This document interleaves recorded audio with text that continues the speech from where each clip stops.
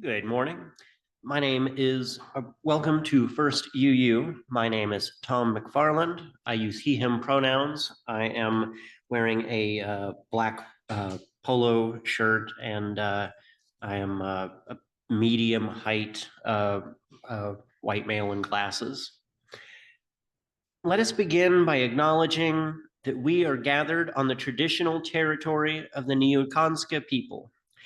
Known sometimes by the name Osage, the descendants of the people who were forcibly removed from this land by colonists make up the Osage Nation. We acknowledge their continued struggle for justice. Our chalice lighting words are Co-Regulation by Elizabeth Mount. From our very first breath, we reach out. Co-regulation, not self-regulation, is in our nature. We find our cues from the sun and the moon, from each parent and caregiver. We find our place in this great turning planet. By turning to one another, generation to generation, we awaken to the dawn and fall asleep at the evening's end. Our life's journey is part of something greater, something simple, something divine. A flame cannot be lit without a spark. A life cannot begin without the air, and we cannot begin to find ourselves without love. May we reach out to one another. May we offer love and nurturing care. May we join together in celebration of the interdependence of our lives. In this spirit, let us worship together. Our chalice lighter in the sanctuary is Hazel.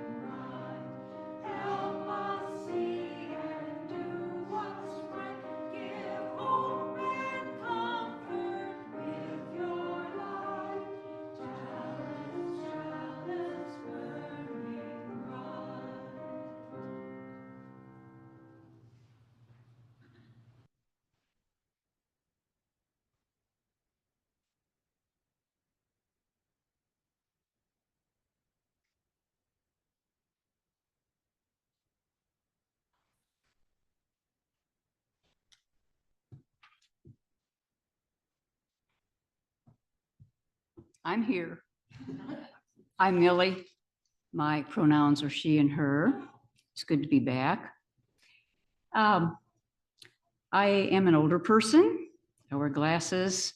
I am wearing a white blouse and gray slacks. Our opening words today are A Father's Day Prayer by Amy Jones. Today is Father's Day.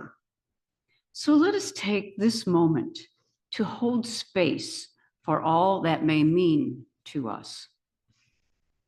We hold love for those who have lost fathers and for those fathers who have lost children.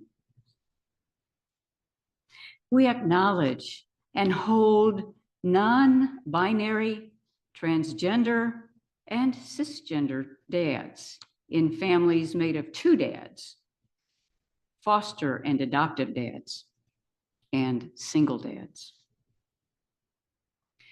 We hold and work to lift up all fathers of color and those fathers raising children of color.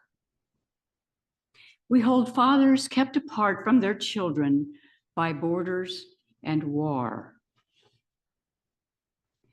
We hold fathers and children who have lost connection, children who have been disowned or abandoned by their fathers, and the father figures who step in.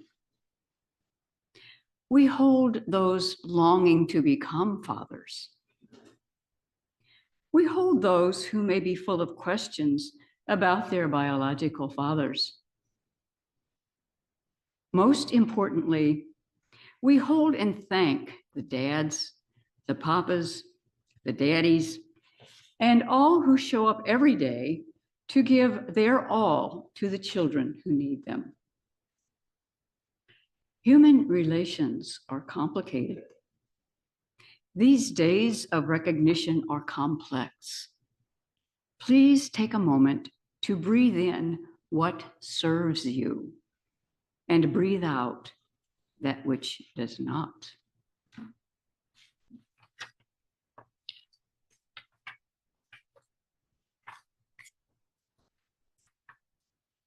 Our hymn for the month of June is "When Our Heart is in a Holy Place." It's number 1008 in the Teal hymnal. I invite you now to rise in body or spirit to sing.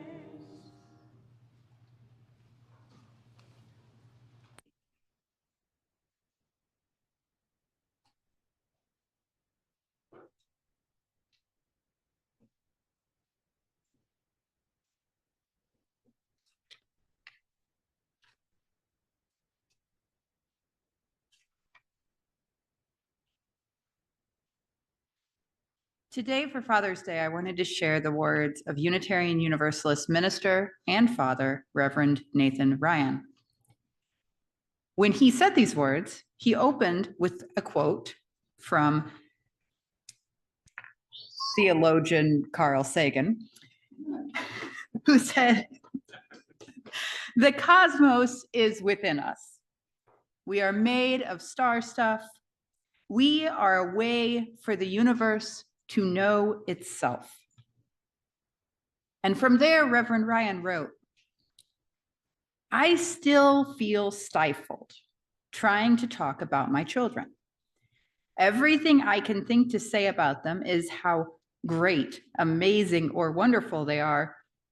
But then I stop myself because I know that literally every person ever born was born that perfect and amazing.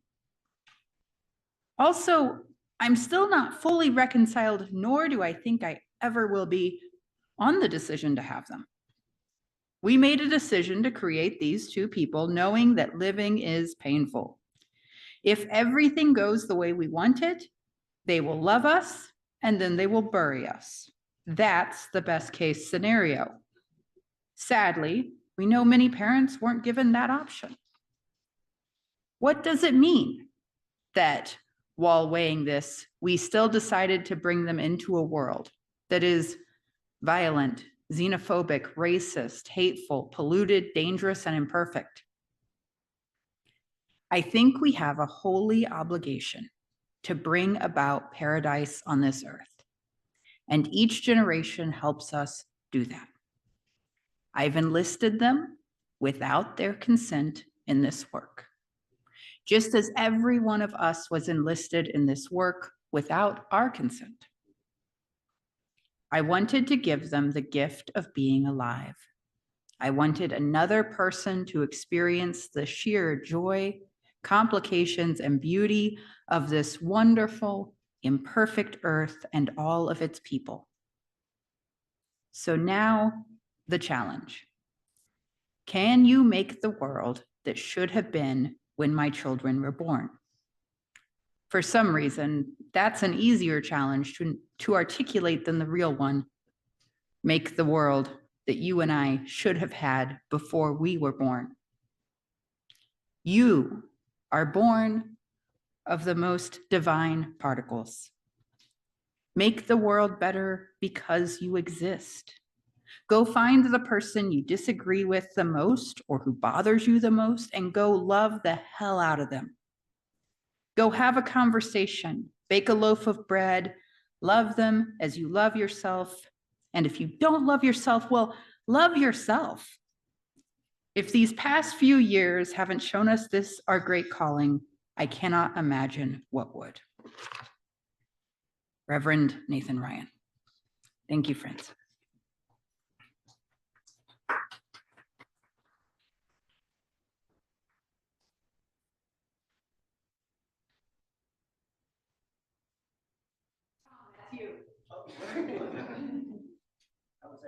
Another sheet. No, Not me. I only have the beginning stuff.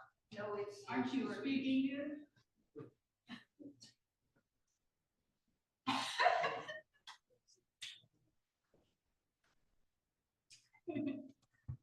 Sorry, I didn't know I was speaking first.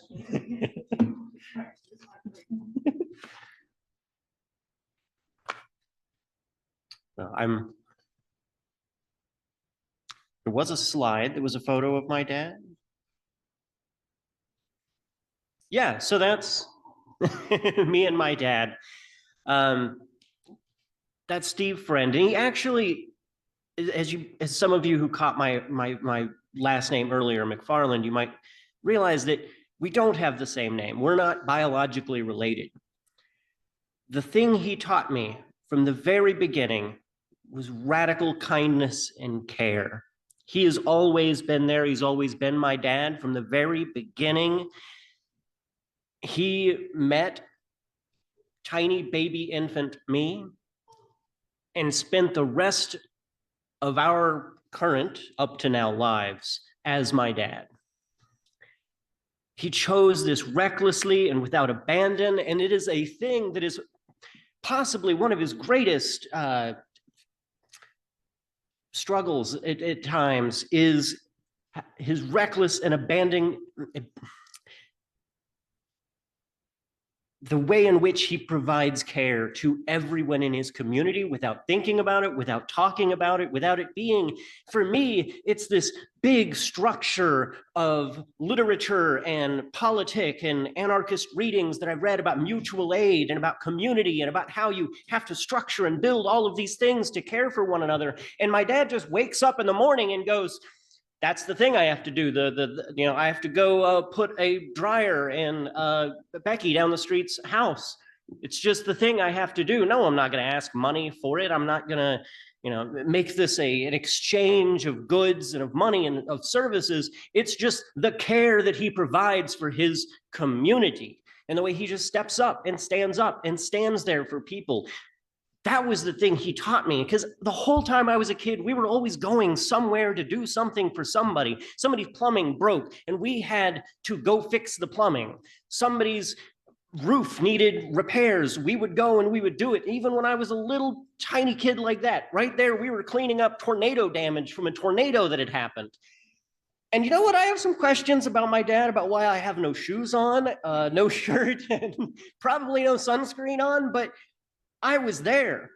And often I wasn't actively participating. Often I was too young to seem to be able to actively learn what was going on around me. But I was there. Often I would be in the corner reading in a book, not actually engaged, but I was there and I passively learned so much from that. Today, so often I will be doing something like cutting up a limb from a fallen tree during a storm and thinking through and knowing how to safely handle a chainsaw, and then thinking, where did I ever learn this? And that is where I learned it. That engagement of me as a kid, always having me around, was then the second biggest thing that he taught me. I remember people asking him, why don't you take him to daycare? Like, dude, why is your kid with you? He would bring me into his work to go get stuff when he was there. And people would be like, why is your kid in here? And he's like, he is with me. This is part of the space that he's in. And I learned all of these things. And yeah, I think that's the story I have of my dad. I don't know how to transition this to the next person who is a speaker to speak about their dad. Happy Father's Day.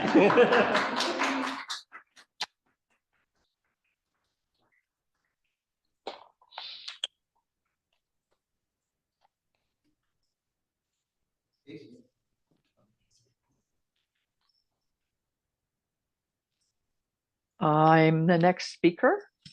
I'm not sure what stage the screens are in.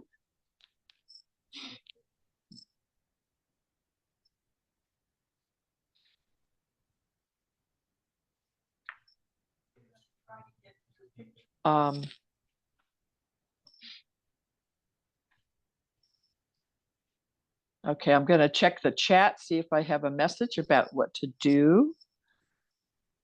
Go ahead. Okay, I can do that.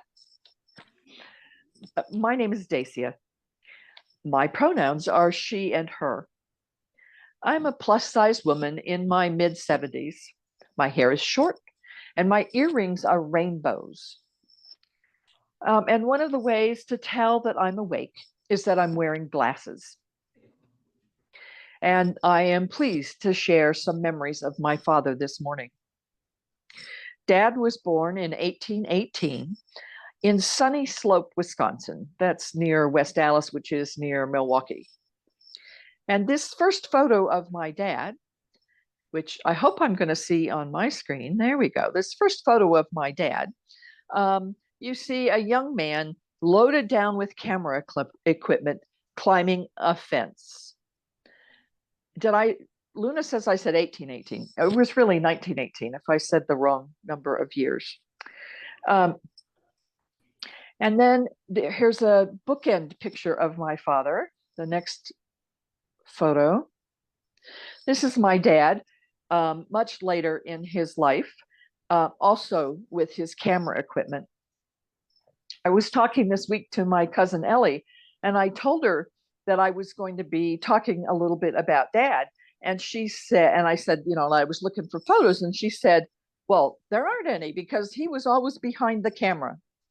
And it's true. There are way more pictures of many other things and mostly us than there are of Dad. But we do have these two. And then we found a couple more, and my sister said I must include them. So this next photo, that's me and that's my dad. And I was always trying to help. I have a feeling that was a pretty messy floor where I was helping. And then the next photo, again, is me with my dad. And I'm sure I was just a huge help getting that boat to row. As far as my siblings and I can figure out, these photos must have been taken by our mother. And then this final photo is sort of a photo of gathered mementos. There's my car keys because Dad taught me how to drive. There's a big mug and Lipton tea because Dad drank lots of tea. It had to be Lipton and it was always out of a big mug. There's Dentyne gum, which he chewed intensely when we were doing long driving trips. And I was often tasked with passing him the next piece of gum, being the only one awake in the car. The handbag is made out of seatbelt material. And there are the glasses because we both wore glasses. Not in this photo would be LP records, you know, the big long play records, because Mom and Dad both really loved classical music, and that's mostly what played in our house, and a slide rule. And I don't have a slide rule, but it's a device for calculating before we had all those ubiquitous pocket calculators and calculators in our phone. Dad was a mechanical engineer, and it was not at all unusual to find him sitting at the dining room table rechecking calculations for something or other using his slide rule. And the two stories I'm going to share actually do involve his slide rule. And we don't really need that photo now since it doesn't keep the slide rule in place. The first slide rule story comes from what I think remember is probably the mid-1950s, when Dad went to MIT, which is Massachusetts Institute of Technology, for a 2-week summer course about computers. And this was when, you know, computers filled an entire room. So he's there at this course with other engineers, and they're learning all about computers from the professor. And at some point, there's some kind of calculation, and they have the computer do it, and the professor announces the results. And my father says, "Wait a minute, that can't be right." And the professor says, "Of course it's right. The computer did it." And my father says, "Really, that can't be right." And the professor was having none of it, and the class moved on. And so once class was over, my father got out his slide rule. And basically, according to his story, he stayed up all night doing the calculations himself on the slide rule. And the next day in class presented his proof to the professor and the class that the computer calculation was incorrect because they had input some kind of incorrect information.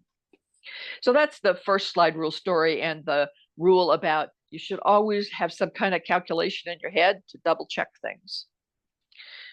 And the next story about Dad and his mechanical engineering comes from probably, I'm guessing it's the mid-60s, because I was, I think, in junior high at the time, possibly a freshman in high school. Anyway, Dad's work as a mechanical engineer. He worked for Firestone.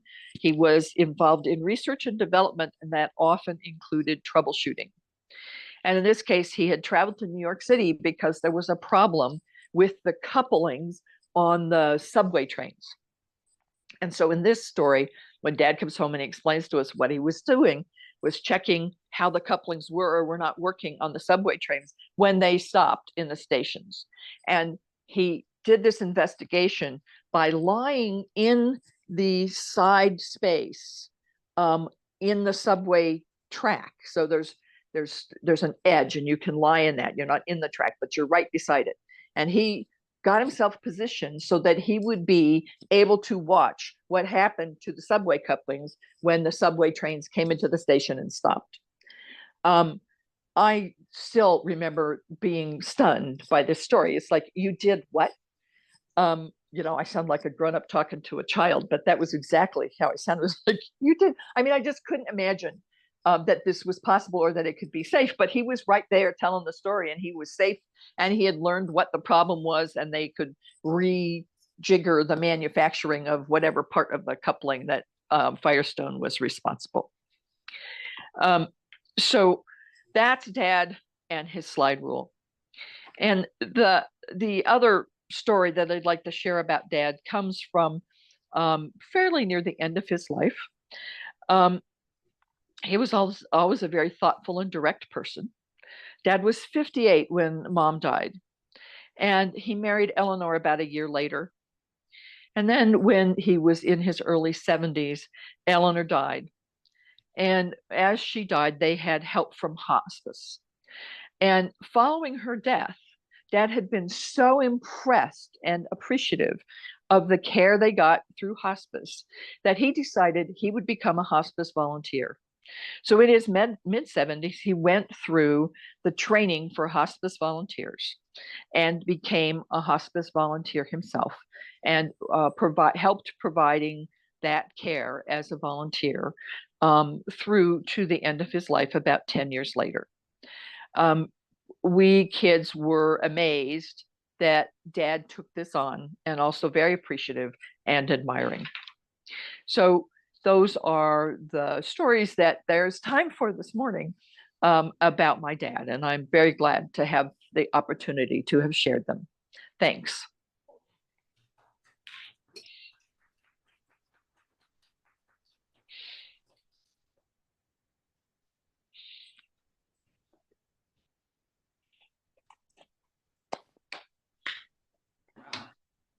Those are two wonderful stories and hard to follow. I really appreciate that.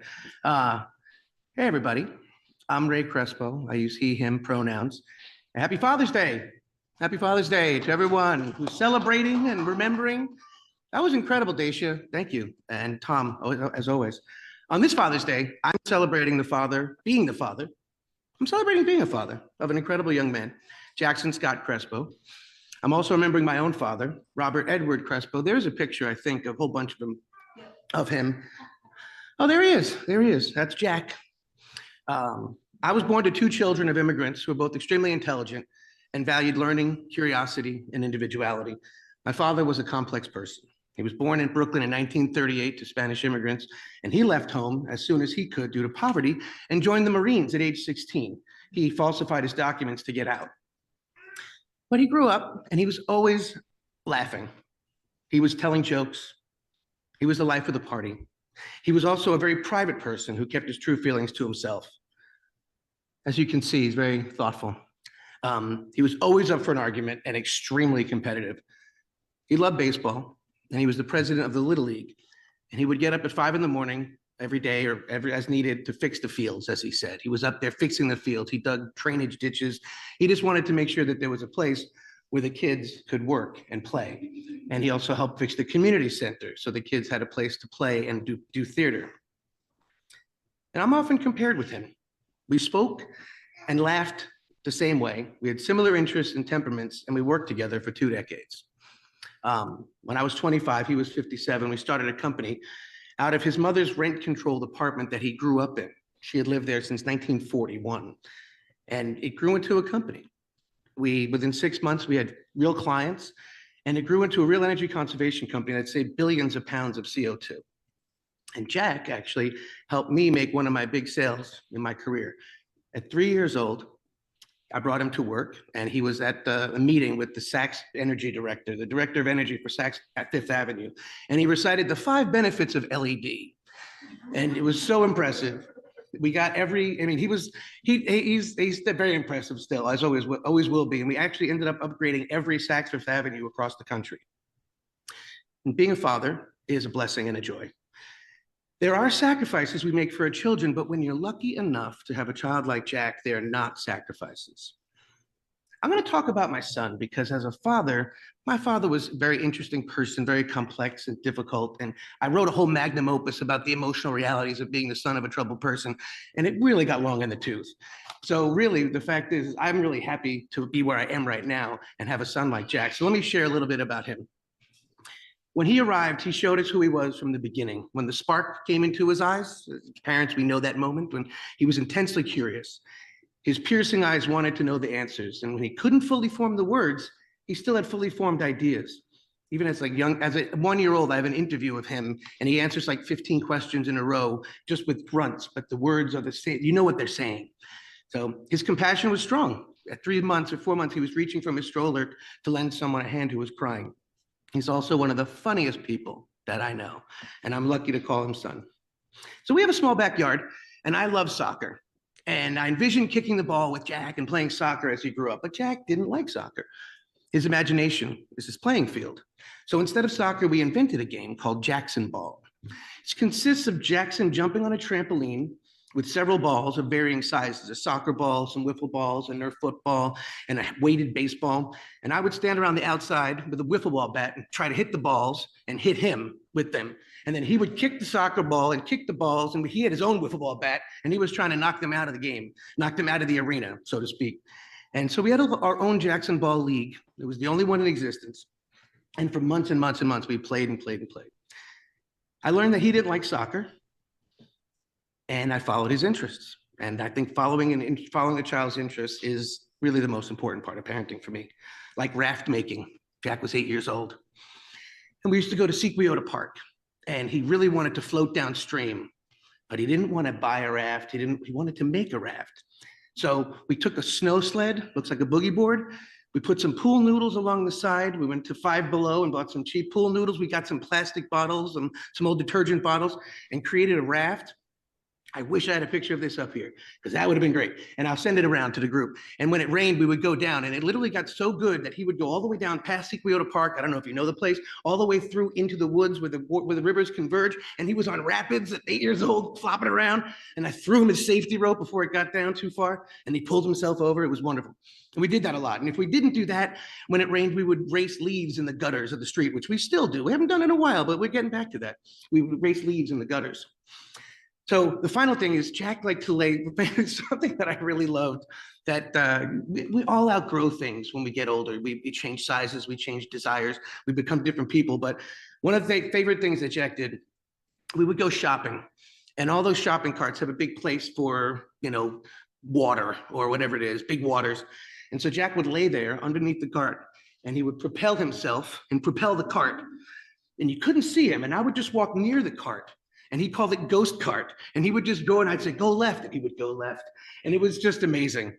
And so, for us, that was a yellow light experience. And for me, it was one of the funnest things I ever saw. It was so great. I love doing ghost cart. Maybe we'll do that once again. Maybe I'll do ghost cart next. But the story, I guess, the final feeling is that my father helped carve a place for me in the world. And I want to support Jack by helping him find his place in the world as well. Being a father is being there when needed, trying not to get in the way when you're not, and knowing the difference between the two. It's like the Serenity Prayer, but with a lot more laughter. And bless everybody on this Father's Day, and thank you, and I'll see y'all in the funny papers. Love you, babe.